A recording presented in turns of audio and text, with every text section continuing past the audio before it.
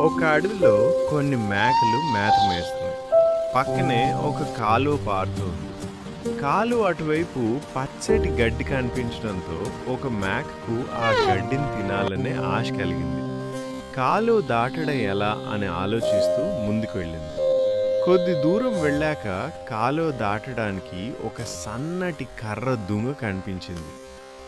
జాగ్రత్తగా నడిస్తే దాటగలను అని అనుకుని ఆ మేక కర్ర దుంగపై మెల్లగా నడవడం ప్రారంభించింది. అదే సమయంలో అటువైపు నుంచి ఇంకొక మేక ఇటువైపు వస్తోంది. ఆ కర్ర దుంగపై ఇద్దరు కలిసి నడవడానికి చోట్లేదు. మధ్యలోనే ఇద్దరు ఎదురెదురుగా నిలబడ్డాయి.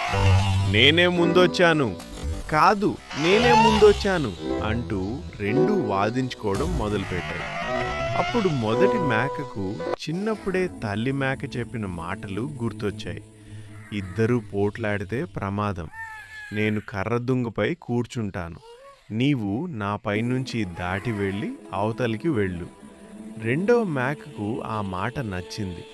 ఆమె మొదటి మేకపై నుంచి దూకి అవతలికి వెళ్ళింది.